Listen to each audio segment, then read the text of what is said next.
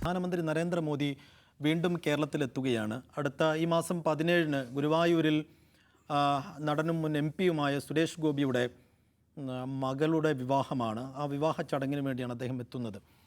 അപ്പോൾ സ്വാഭാവികമായും ഗുരുവായൂരിൽ പ്രധാനമന്ത്രിയെപ്പോലെ ഒരാൾ എത്തുമ്പോൾ സ്വാഭാവികമായി ഉണ്ടാകുന്ന സുരക്ഷാ പ്രശ്നങ്ങളുണ്ട്. ആ സുരക്ഷാ പ്രശ്നങ്ങളുടെ ഭാഗമായി അന്നേ ദിവസം പ്ലാൻ ചെയ്തിരുന്ന, നിശ്ചയിച്ചിരുന്ന ഒരുപാട് കല്യാണങ്ങളൊക്കെ, വിവാഹ ചടങ്ങുകളൊക്കെ മുടക്കേണ്ട ഒരു സാഹചര്യം വന്നിരിക്കുകയാണ്. നേരത്തെ അവിടെ രജിസ്റ്റർ ചെയ്തിരുന്ന ആളുകൾക്കൊക്കെ അന്നേ ദിവസം ഇനി വിവാഹം നടക്കില്ല, അല്ലെങ്കിൽ 5 മണിക്ക് മുമ്പേ നടത്തണമെന്നൊക്കെയുള്ള നിർദ്ദേശങ്ങൾ പോയിരിക്കുന്നു.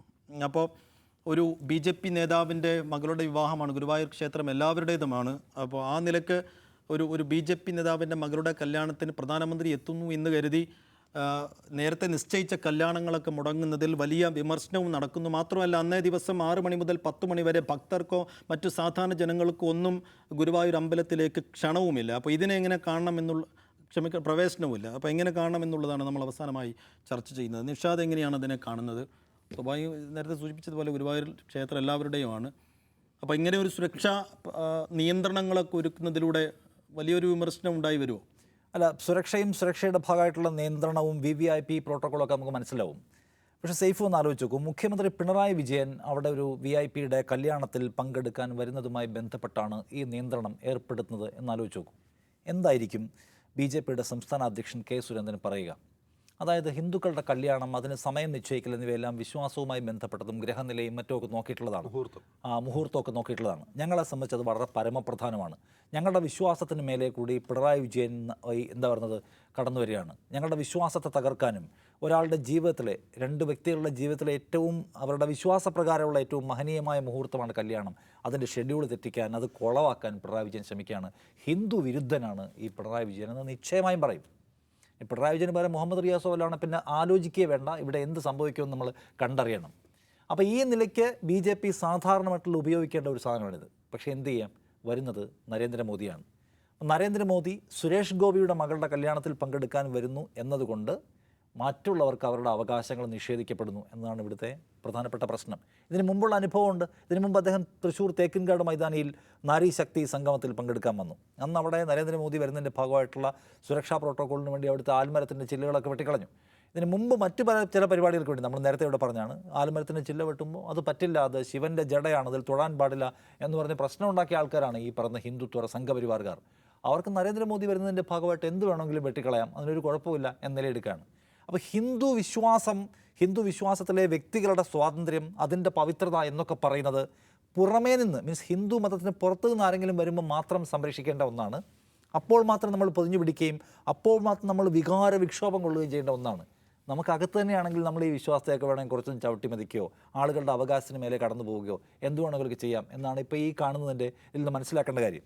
ഇതിൽ കേരളത്തിലെ ഒരു പ്രധാനപ്പെട്ട സിനിമാ താരവും തൃശ്ശൂരിൽ മത്സരിക്കാൻ പോവുകയൊക്കെ ചെയ്യുന്ന നമ്മളുടെ സോക്കോൾഡ് നന്മപരമായ സുരേഷ് ഗോപി പറയണം, അദ്ദേഹത്തിൻ്റെ മകളുടെ കല്യാണം നടക്കുന്നതിൻ്റെ ഭാഗമായിട്ട് എത്ര പെൺകുട്ടികളുടെ അവരാലോചിച്ചുറപ്പിച്ച അവരുടെ കുടുംബക്കാർ സന്തോഷത്തോടെ തീരുമാനമെടുത്ത സമയം മാറ്റിവെക്കേണ്ടി വരുന്നുണ്ട്. അത് ശരിയാണോ എന്ന ചോദ്യത്തിന് സകല കാര്യത്തിലും വിശ്വാസത്തെയും മതത്തെയൊക്കെ എടുത്തു പറയുന്ന, മനുഷ്യരുടെ വൈകാരികതയെക്കുറിച്ച് പറയുന്ന, മനുഷ്യ സ്നേഹത്തെക്കുറിച്ച് പറയുന്ന, സ്ത്രീകളോടുള്ള സവിശേഷമായ അനുഭവത്തെക്കുറിച്ച് പറയുന്ന സുരേഷ് ഗോപി വിശദീകരിക്കട്ടെ. അദ്ദേഹത്തിൻ്റെ മകളുടെ കല്യാണം ഇത്ര പ്രിവിലേജായി നടത്താൻ വേണ്ടി വേറെ എത്ര മോഹങ്ങളെ മാറ്റിവെക്കേണ്ടി വരുന്നു എന്ന കാര്യം അദ്ദേഹം പറയട്ടെ.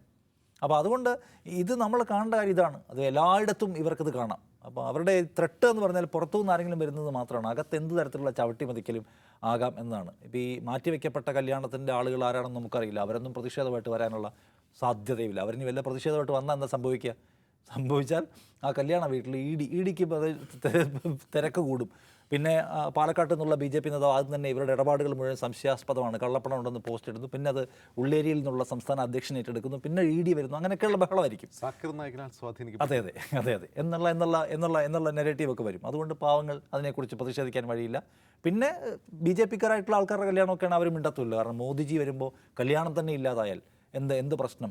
നോട്ട് നിരോധനം നടന്ന് ഈ നാട് കുട്ടിച്ചോറായപ്പം ആഹാ എത്ര മഹത്തരമായ തീരുമാനം, അങ്ങയുടെ എത്ര വലിയ വിശാലമായ കാഴ്ചപ്പാട് എന്ന് പറഞ്ഞ് പുകഴ്ത്തിയ ആൾക്കാരുണ്ട്. ഒന്നുകിൽ ആ ടൈപ്പ് ആളുകളായിരിക്കണം, ഞങ്ങളുടെ കല്യാണം മുടങ്ങാനും വേണ്ടില്ല, വരുന്നുണ്ടല്ലോ എന്ന് ചിന്തിക്കുന്നവർ. അല്ലെങ്കിൽ ED-യെയും IT-യെയും ഒക്കെ പേടിയുള്ള പാവം മനുഷ്യരായിരിക്കണം അധികാരത്തോട് കലഹിക്കാൻ പേടിയുള്ളവർ. എനിവേ ഇതാണ് ഇവർ ചെയ്തുകൊണ്ടിരിക്കുന്ന കാര്യം. നമുക്കിതിനേക്കാൾ കൂടുതൽ ഗൗരവമുള്ള ഉദാഹരണങ്ങൾ പറയാൻ പറ്റും, അതിലേക്കൊന്നും പോകണ്ട. ഇത്രയേ ഉള്ളൂ ഇവരുടെ ഈ വിശ്വാസത്തോടുള്ള, അമ്പലത്തിൽ എല്ലാവർക്കും കയറാനുള്ള സ്വാതന്ത്ര്യത്തെക്കുറിച്ചൊക്കെയുള്ള വലിയ പ്രഭാഷണത്തിൻ്റെ അർത്ഥം. ഇത്രയേ ഉള്ളൂ. അജിംസി, രാവിലെ 6 മണിക്കും 9 മണിക്കും ഇടയിലുള്ള മുഹൂർത്തത്തിൽ 48 കല്യാണങ്ങളെങ്ങാണ്ടോ രജിസ്റ്റർ ചെയ്യപ്പെട്ടിട്ടുണ്ട്. അവർക്കൊക്കെ ഇങ്ങനെ കോള് പോയിട്ടുണ്ടെന്ന് പറയുന്നു. പക്ഷേ അതിൽ ഒരു തീരുമാനം എടുത്തിട്ടില്ല. മാത്രമല്ല ചോറൂൺ ഉൾപ്പെടെയുള്ള മറ്റു ചടങ്ങുകളും മാറ്റിവെക്കേണ്ടി വരും എന്ന് പറയുന്നു. എന്താണ് തോന്നുന്നത്? ഇത് എക്സ്പോസ് ചെയ്യപ്പെടുന്ന ഒരു കാര്യം എന്ന് പറയുന്നത് ഈ ഫാഷിസത്തിൻ്റെ വൈരുദ്ധ്യമാണ്. നമ്മൾ മനസ്സിലാക്കേണ്ട കാര്യം, ഇപ്പോൾ ഹിന്ദുത്വ എന്ന ആശയത്തെ കോയിൻ ചെയ്ത ആളാണ് സവർക്കർ. സവർക്കർ ജീവിതത്തിൽ ഒരിക്കലും ദൈവവിശ്വാസി പോലും ആയിരുന്നില്ല. അദ്ദേഹം ഒരു പ്രൊക്ലൈംഡ് എത്തിസ്റ്റായിരുന്നു. ഞാൻ നിരീശ്വരനാണെന്ന് പ്രഖ്യാപിച്ച ഒരാളാണ്. അങ്ങനെയുള്ള ഒരാളെങ്ങനെയാണ് ഹിന്ദുത്വ എന്ന ഒരു ഐഡിയോളജി കോയിൻ ചെയ്യുന്നത് ചോദിച്ചാൽ അതിന് ഈ മതവുമായി ഒരു ബന്ധവുമില്ല എന്ന് തെളിയിക്കുന്ന ഒന്നാണ്. ഹിന്ദുത്വയ്ക്കും മതവുമായി ഒരു ബന്ധവുമില്ല എന്നാണ് തെളിയിക്കുക. അത് ഒരു റേഷ്യലായിട്ടുള്ള, വംശീയമായിട്ടുള്ള ഒരു ഐഡിയോളജിയാണ്. വളരെ വംശീയമായിട്ടുള്ള ഒരു ഐഡിയോളജിയാണ്. ഇതിന് ഏറ്റവും കൂടുതൽ സാമ്യമുള്ള മറ്റൊരു ഐഡിയോളജി എന്ന് പറഞ്ഞാൽ സയനിസാണ്. സയനിസിന് ഈ പ്രശ്നമുണ്ട്. ഇപ്പോൾ നമ്മളിപ്പോൾ ഇസ്രായേലിൽ കണ്ടുകൊണ്ടിരിക്കുന്ന നെതന്യാഹു ആവട്ടെ, അല്ലെങ്കിൽ ഇപ്പോൾ ഭയങ്കരമായിട്ട് എന്താ പറയുക, ഈ വാക്കുകൾ കൊണ്ട് ഹെയ്റ്റ് പ്രചരിപ്പിക്കുന്ന ഈ സിയോണിസ്റ്റുകളുണ്ടല്ലോ, അവരാരും അവരൊക്കെ സെക്യുലർ സിയോണിസ്റ്റുകളാണ്. അതേസമയം ഈ ഇസ്രായേലിൻ്റെ അഗ്രഷനെതിരെ ലോകത്തെമ്പാടും പ്രൊട്ടസ്റ്റ് ചെയ്യുന്ന ആളുകൾ നിങ്ങൾ ശ്രദ്ധിച്ച് നോക്കുക, അതെല്ലാം ഈ ഓർത്തഡോക്സ് ജൂദായിസം വിശ്വസിക്കുന്ന ആൾക്കാരാണ്. തൊപ്പിയൊക്കെ വെച്ച ആളുകളാണ് എന്ത് ചെയ്യുന്നത്, ഈ ഇസ്രായേലിനെതിരെ പ്രൊട്ടസ്റ്റ് ചെയ്യുന്ന ജ്യൂസ്. ഇതേ സാധനം തന്നെയാണ് ഈ ഇന്ത്യയിൽ ആപ്ലിക്കബിൾ ആവുക. ഇവർക്ക് ആരാധനാലയം, ദൈവം, മതം, വിശ്വാസം ഇതൊക്കെ അവർക്ക് രണ്ടാമത്തെ കാര്യമാണ്. അത് എക്സ്പോസ്ഡ് ആയിട്ടുള്ള ഏറ്റവും നല്ല ഒരു സന്ദർഭം എന്ന് പറഞ്ഞാൽ 2019 ശബരിമല വിധി വന്നപ്പോഴാണ്. അതുവരെ ശബരിമലയിൽ സ്ത്രീകളെ പ്രവേശിപ്പിക്കണം എന്ന് പറഞ്ഞ് ലേഖനം എഴുതിയ, സെമിനാറുകൾ നടത്തിയ, അതിനുവേണ്ടി പ്രക്ഷോഭത്തിന് തയ്യാറായ, അതിനുവേണ്ടി സുപ്രീം കോടതിയിൽ പോയ ആളുകൾ ആ വിധി വന്നു കഴിഞ്ഞപ്പോൾ ആ വിധി വെച്ചുകൊണ്ട് ആചാരലംഘനം എന്ന് ആക്രോശിച്ചുകൊണ്ട് സുവർണാവസരം ലക്ഷ്യമിട്ട് നമ്മൾ കണ്ടതാണ്. ഇത് ഇവർക്ക് ഹിന്ദുയിസം എന്ന് പറയുന്ന ആ മതം അവർക്ക് രാഷ്ട്രീയ ലക്ഷ്യം നേടാനുള്ള ഒരു ഉപകരണം മാത്രമാണ്. അതായത് വർഗീയത, അതിൽ നിന്ന് വർഗീയത എടുക്കുക, വർഗീയത ഉപയോഗിച്ച് ജനങ്ങളെ ഭിന്നിപ്പിക്കുക, അവർക്ക് രാഷ്ട്രീയമായ ലക്ഷ്യങ്ങൾ നേടുക എന്നതിനപ്പുറം ഇവർക്ക് ഏതെങ്കിലും തരത്തിൽ ഈ ഹിന്ദുയിസം എന്ന് പറയുന്ന ഒരു ആധ്യാത്മിക പദ്ധതിയുമായി ഒരു തരത്തിലുള്ള ബന്ധവുമില്ല. എന്ന് മാത്രമല്ല, ഒരു RSSകാരനായിരിക്കാൻ ഒരാൾ ദൈവവിശ്വാസി ആവണം എന്ന് പോലുമില്ല, അമ്പലത്തിൽ പോകണമെന്ന് പോലുമില്ല, ഈ പറയുന്ന മതങ്ങൾ മുന്നോട്ട് വയ്ക്കുന്ന ധാർമ്മിക മൂല്യങ്ങൾ പോലും പിൻപറ്റേണ്ടതില്ല.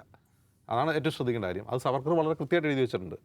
സവർക്കർ എഴുതി വെച്ച് ഹിന്ദുത്വയുടെ ധാർമ്മികത എന്ന് പറഞ്ഞാൽ ശത്രുവിനെതിരെ എന്തും ചെയ്യുക. ശത്രുക്കൾ ആരാണെന്ന് അവർ നേരത്തെ തീരുമാനിച്ചു വെച്ചിട്ടുണ്ട്. ശത്രുക്കളുടെ സമ്പത്ത്, ശത്രുക്കളുടെ സ്ത്രീകൾ, ശത്രുക്കളുടെ വീടുകൾ, ഇതെല്ലാം നിങ്ങൾക്ക് നശിപ്പിക്കാം. അതിലൊന്നും ഒരു തരത്തിലുള്ള ധാർമ്മികതയും നോക്കേണ്ട കാര്യമില്ല എന്ന് സവർക്കർ എഴുതി വെച്ചിട്ടുണ്ട്. അപ്പോൾ ഇത് എക്സ്പോസ്ഡ് ആവുന്നു എന്നതിനപ്പുറം, അതായത് ഗുരുവായൂർ പോലെ കേരളത്തിലെ ഏറ്റവും പ്രശസ്തമായ, കേരളത്തിന് വെളിയിൽ പോലും പ്രശസ്തമായ ഒരു ആരാധനാലയം, ആരാധനാലയത്തിൽ അവിടെയുള്ള ചിട്ടവട്ടങ്ങളുണ്ട്. ആ ആരാധനാലയത്തിൽ പോകുന്നവർക്ക് അവരുടെ വിവാഹമാവട്ടെ, ചോറൂണാകട്ടെ, മറ്റ് എന്താണ് പറയുക, ഈ മറ്റ് നേർച്ചകൾ, മറ്റ് വഴിപാടുകൾ, ഈ വഴിപാടുകൾക്കാവട്ടെ അവർക്ക് നിയന്ത്രിതമായ സമ്പ്രദായങ്ങളുണ്ട്. ആ നിയന്ത്രിതമായ സമ്പ്രദായം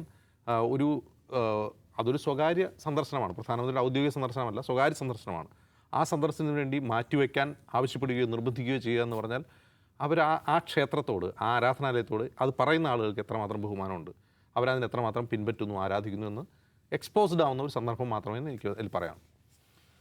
തീർച്ചയായും. എന്തായാലും ഇതിപ്പോൾ ഒരു ചർച്ചയായ സ്ഥിതിക്ക്, വിമർശനങ്ങൾ ഉയർന്ന സ്ഥിതിക്ക്, സുരേഷ് ഗോപി തൻ്റെ മകളുടെ കല്യാണം നടക്കുമ്പോൾ കുറേ ആളുകളുടെ കല്യാണ മോഹങ്ങൾ മാറ്റിവെക്കേണ്ടി വരുന്നു എന്നുള്ള യാഥാർത്ഥ്യം ഉൾക്കൊള്ളുകയും അക്കാര്യത്തിൽ അദ്ദേഹത്തിൻ്റെ ഭാഗത്തുനിന്നൊരു പ്രതികരണം വരുമോ എന്നൊക്കെയാണ് എല്ലാവരും കൗതുകത്തോടെ ഉറ്റുനോക്കുന്ന ഒരു കാര്യം.